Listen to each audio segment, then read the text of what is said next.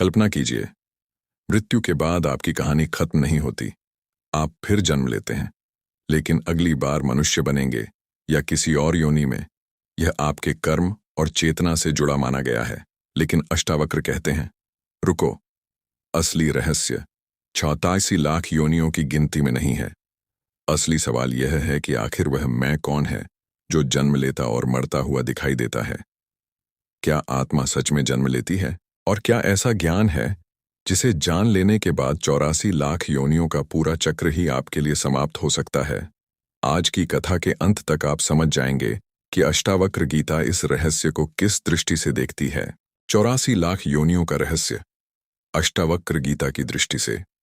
नमस्कार दोस्तों, आज हम एक ऐसे रहस्य की यात्रा पर निकलने वाले हैं जिसके बारे में आपने बचपन से सुना होगा। 84 लाख योनियां। कहा जाता है कि जीव कर्मों के अनुसार अलग अलग जन्म प्राप्त करता है और जन्म मरण का यह चक्र चलता रहता है।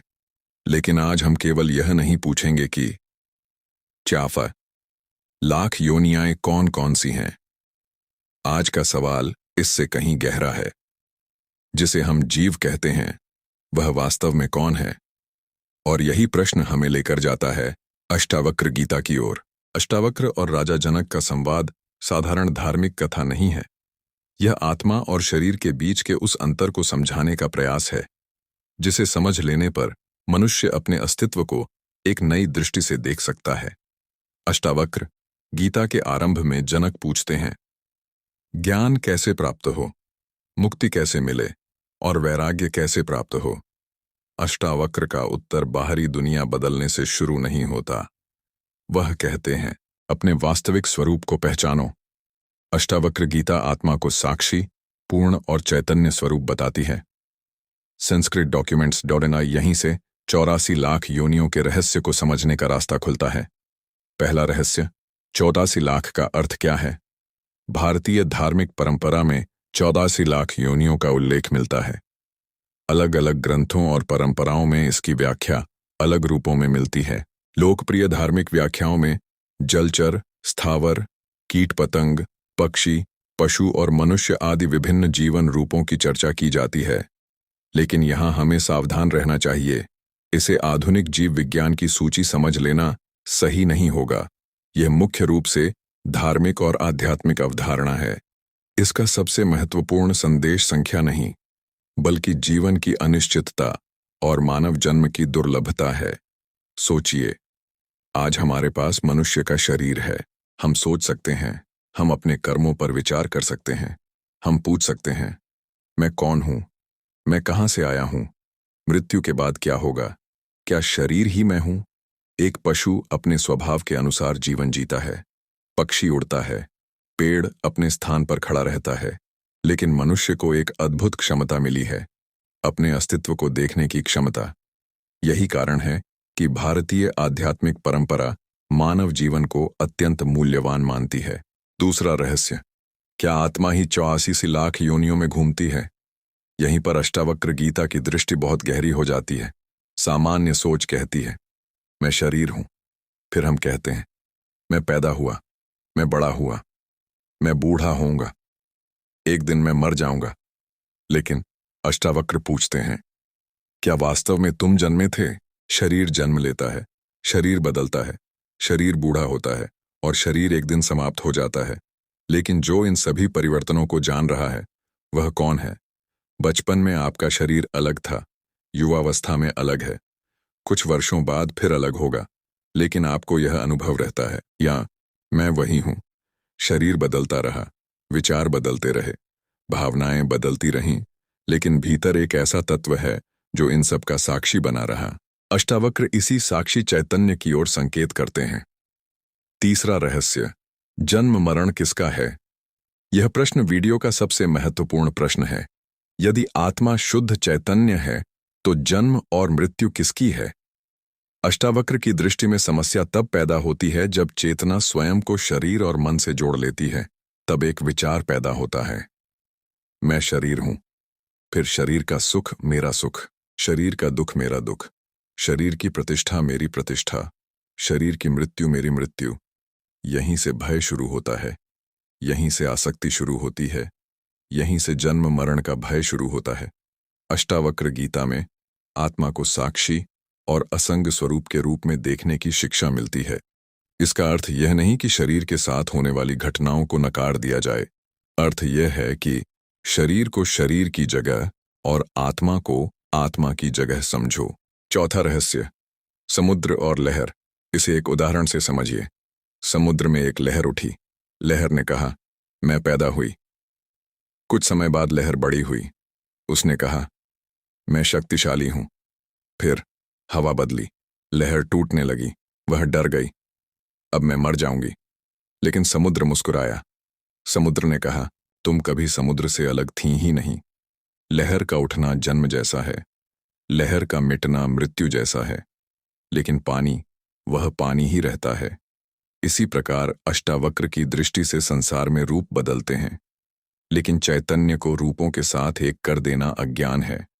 एक व्याख्या में अष्टावक्र जगत को महासागर पर उठने वाली तरंगों के समान बताते हैं, जबकि चैतन्य का नाश नहीं होता। पांचवां रहस्य, कर्म और अगला जन्म। अब सवाल आता है, अगर आत्मा साक्षी है तो कर्म किसके हैं? यहां हमें जीव, शरीर, मन और आत्मा के बीच अंतर समझना होगा। व्यावहारिक स्तर पर मनुष्य कर्म करता है। कर्मों से संस्कार बनते हैं। संस्कार इच्छाओं को प्रभावित करते हैं। इच्छाएं मन को चलाती हैं, और यही चक्र व्यक्ति को संसार से बांधे रखता है। अष्टावक्र गीता में एक महत्वपूर्ण बात आती है, वासना ही संसार है। अर्थात जब इच्छाएं, आसक्तियां और मानसिक पकड़ मजबूत होती जाती हैं, तब व्यक्ति संसार के चक्र में उलझता जाता है। इसे आप एक चक्र की तरह समझिए। इच्छा, कर्म, अनुभव, संस्कार, फिर इच्छा, और फिर वही चक्र। यही संसार का बंधन है। छठा रहस्य, केवल कर्म करने से मुक्ति क्यों नहीं? अब एक बहुत बड़ा प्रश्न, अगर कर्म ही सब कुछ है, तो क्या बहुत सारे अच्छे कर्म करने से मुक्ति मिल जाएगी? भारतीय दर्शन में कर्म का महत्व है, लेकिन अष्टावक्र का मार्ग और भी भीतर जाता है। वे पूछते हैं, कर्म कौन कर रहा है? यदि व्यक्ति हर कर्म के साथ कहता है, मैंने किया, मुझे फल चाहिए, मुझे सम्मान चाहिए, मुझे सफलता चाहिए, तो कर्म के साथ अहंकार जुड़ जाता है। लेकिन यदि मनुष्य समझता है कि शरीर और मन अपने अपने स्तर पर कार्य कर रहे हैं और मैं उनके भीतर उपस्थित साक्षी चैतन्य हूं, तो कर्म के साथ उसकी पहचान बदलने लगती है। अष्टावक्र गीता के एक प्रसंग में सुख दुख तथा जन्म मृत्यु को प्रारब्ध के संदर्भ में देखते हुए फल की इच्छा से रहित कर्म करने वाले व्यक्ति को कर्म में लिप्त न होने की बात कही गई है। सातवां रहस्य, मनुष्य योनि क्यों महत्वपूर्ण है? 84 लाख योनियों की परंपरा का सबसे बड़ा संदेश यही माना जा सकता है, मनुष्य जीवन को व्यर्थ मत जाने दो। हमारे पास पैसा है, घर है, परिवार है, मोबाइल है, इंटरनेट है, मनोरंजन है, लेकिन कभी अपने आप से पूछा, मैं इन सब के पीछे भाग क्यों रहा हूं?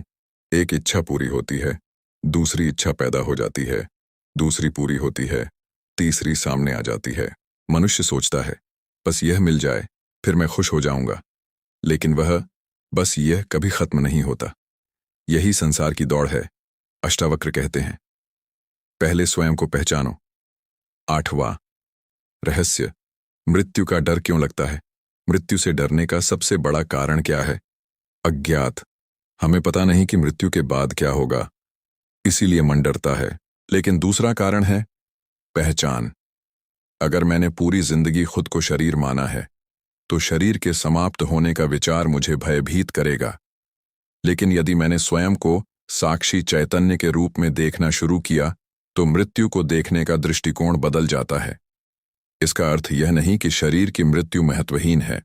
अर्थ यह है कि शरीर की मृत्यु और आत्मा के स्वरूप को एक ही चीज समझना आवश्यक नहीं है। यही अष्टावक्र की दृष्टि का केंद्र है।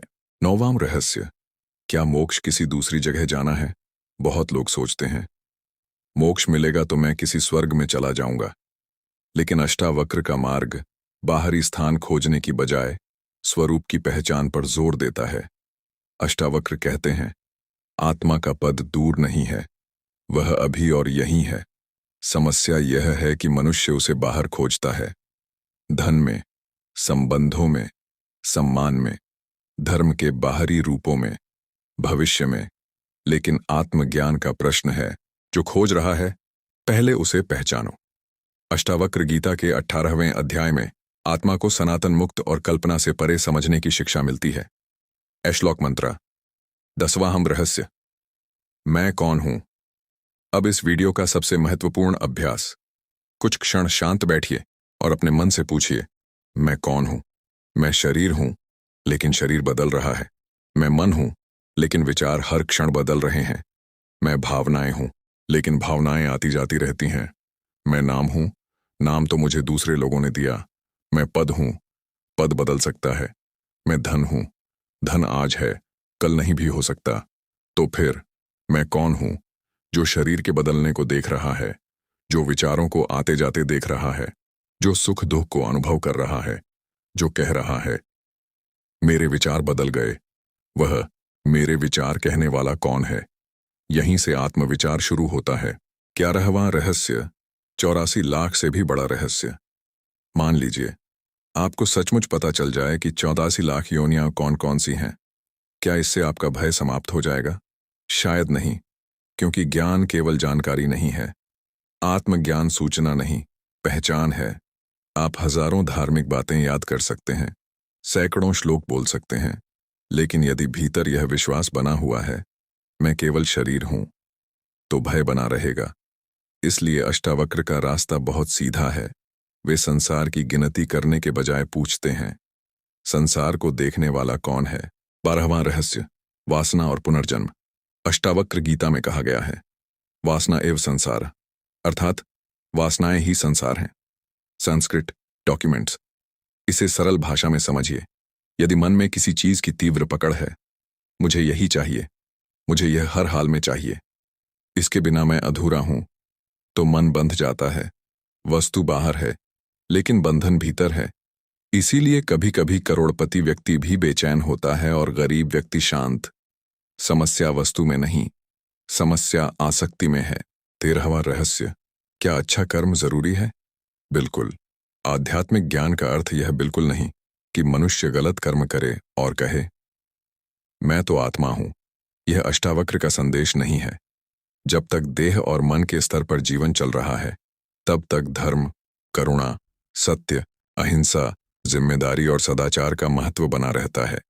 आत्मज्ञान व्यक्ति को गैर जिम्मेदार नहीं बनाता। वास्तविक ज्ञान उसे अधिक सजग बनाता है। वह समझता है, हर कर्म मन पर प्रभाव डालता है, इसलिए कर्म करो, लेकिन अहंकार और फल की अंधी पकड़ को धीरे धीरे छोड़ो। 14वां रहस्य, राजा जनक को अष्टावक्र ने क्या समझाया? कल्पना कीजिए, राजा जनक के पास राज्य था, धन था, सत्ता थी, सम्मान था, लेकिन उनके भीतर एक प्रश्न था, मुझे सत्य चाहिए। और अष्टावक्र ने उन्हें बाहरी दुनिया छोड़ने की बात सबसे पहले नहीं कही। उन्होंने कहा, पहचानो कि तुम वास्तव में कौन हो।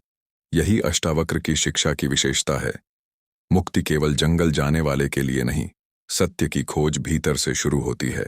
आप घर में रहते हुए भी अपने मन को देख सकते हैं।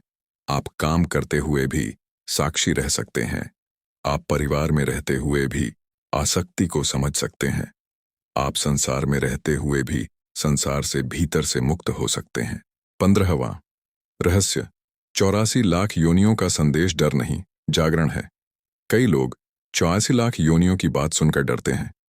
अगर मैंने गलत कर्म किया तो अगला जन्म खराब हो जाएगा। लेकिन इसे केवल डर की कहानी बना देना इस अवधारणा का आध्यात्मिक संदेश छोटा कर देता है। इसका गहरा संदेश है, मानव जीवन मिला है तो जागो। आज आपके पास विवेक है। आज आप आत्मज्ञान सुन सकते हैं। आज आप अपनी इच्छाओं को देख सकते हैं। आज आप पूछ सकते हैं, मैं वास्तव में कौन हूं? कल का भरोसा नहीं, इसलिए आज को जागृति का अवसर बनाओ। 16वां रहस्य, नदी की कहानी। एक नदी समुद्र की ओर जा रही थी। रास्ते में उसने पहाड़ों को देखा, जंगल देखे, गांव देखे, लोगों को देखा। फिर उसने एक साधु से पूछा, मेरा अंत कहाँ है? साधु ने कहा, जहां तुम्हारी अलग पहचान समाप्त होती है। नदी डर गई, क्या मैं मर जाऊंगी? साधु मुस्कुराया, नदी के रूप में तुम्हारा नाम समाप्त होगा, लेकिन पानी कहाँ जाएगा? यही संसार और आत्मा का सुंदर उदाहरण है। रूप आते हैं, रूप जाते हैं, नाम आते हैं, नाम जाते हैं, लेकिन सत्य को रूप से बांध देना अज्ञान है। 17वां रहस्य। क्या 84 लाख की यात्रा सचमुच गिन सकते हैं? यहाँ एक बहुत जरूरी बात। हमें आध्यात्मिक परंपरा को सम्मान के साथ समझना चाहिए, लेकिन उसे वैज्ञानिक तथ्य की तरह प्रस्तुत नहीं करना चाहिए। 54 लाख योनियों की अवधारणा धार्मिक ग्रंथों और परंपराओं में अलग अलग रूपों में मिलती है। इसलिए इस वीडियो में हमारा उद्देश्य यह दावा करना नहीं है कि आधुनिक विज्ञान ने 84 लाख पुनर्जन्मों की गिनती प्रमाणित कर दी है। हम इसका आध्यात्मिक अर्थ देख रहे हैं। जीवन परिवर्तनशील है, कर्म महत्वपूर्ण है, आसक्ति बंधन बनाती है और आत्मज्ञान मुक्ति का मार्ग दिखाता है। 18वां रहस्य। असली बंधन बाहर नहीं, भीतर है। मान लीजिए किसी व्यक्ति के पास कुछ भी नहीं है, लेकिन उसके मन में 1000 इच्छाएं हैं। क्या वह मुक्त है? नहीं। दूसरी ओर एक व्यक्ति के पास धन है, परिवार है, जिम्मेदारियां हैं, लेकिन भीतर वह जानता है ये सब परिवर्तनशील हैं। वह अपनी जिम्मेदारियां निभाता है, लेकिन उनमें अपना पूरा अस्तित्व नहीं खोता। यही अंतर है। संसार में रहना और संसार में फंस जाना दो अलग बातें हैं। अष्टावक्र का ज्ञान इसी अंतर को दिखाता है। 19वां रहस्य। मुक्ति मृत्यु के बाद नहीं, अभी। बहुत लोग सोचते हैं मृत्यु के बाद मुक्ति मिलेगी, लेकिन अष्टावक्र की दृष्टि में मुक्ति को केवल भविष्य की घटना बनाना गलत दिशा हो सकती है। यदि अभी आप समझ लें, मैं विचारों का साक्षी हूं, मैं शरीर के परिवर्तन को देख सकता हूं, मेरी इच्छाएं मुझे परिभाषित नहीं करती, तो उसी क्षण भीतर स्वतंत्रता का अनुभव शुरू हो सकता है। अष्टावक्र गीता के अनुसार आत्मा का पद दूर जाकर प्राप्त करने की वस्तु नहीं, बल्कि अपने वास्तविक स्वरूप की पहचान से जुड़ा है। 20वां रहस्य। अंतिम प्रश्न। अब कल्पना कीजिए, आपने पूरी जिंदगी पैसा कमाया, फिर शरीर बूढ़ा हुआ। लोगों ने कहा यह व्यक्ति चला गया, लेकिन क्या वास्तव में आपका पूरा अस्तित्व केवल शरीर था? अष्टावक्र कहते हैं अपने आप को शरीर, मन और अहंकार तक सीमित मत समझो। अपने भीतर उस चेतना को पहचानो जो इन सभी अवस्थाओं की साक्षी है। यही आत्मविचार का केंद्र है। अंतिम संदेश। 84 लाख योनियों से मुक्ति का अर्थ। तो दोस्तों, क्या 84 लाख योनियां केवल डराने के लिए हैं? नहीं, इसे एक आध्यात्मिक प्रतीक और धार्मिक परंपरा के रूप में समझें। इसका संदेश है मानव जीवन दुर्लभ समझा गया है। इसे केवल भोग, क्रोध, लोभ और अहंकार में मत गंवाओ। अपने कर्मों को देखो, अपनी इच्छाओं को देखो, अपने मन को देखो और सबसे महत्वपूर्ण, अपने मैं को देखो। क्योंकि जब तक मैं शरीर हूं की पहचान मजबूत है, तब तक जन्म और मृत्यु का भय मजबूत रहेगा। और जब मनुष्य अपने वास्तविक स्वरूप को साक्षी चैतन्य के रूप में पहचानने लगता है, तब अष्टावक्र का ज्ञान उसे एक अलग ही दृष्टि देता है। शायद 84 लाख योनियों का सबसे बड़ा रहस्य यह नहीं कि उनमें कितने जन्म हैं। सबसे बड़ा रहस्य यह है कि जन्म लेने वाला वास्तव में कौन है। शरीर बदलता है, मन बदलता है, विचार बदलते हैं, लेकिन जो इन सब को देख रहा है उसे पहचानो। अष्टावक्र का संदेश यही है, अपने वास्तविक स्वरूप को पहचानो, क्योंकि जिसे स्वयं का ज्ञान हो गया उसके लिए मुक्ति कोई दूर की मंजिल नहीं रहती। अगर आपको यह ज्ञान पसंद आया हो तो वीडियो को लाइक करें, चैनल को सब्सक्राइब करें और कमेंट में लिखें मैं कौन हूं। राधे राधे। हर हर महादेव। जय श्री राम।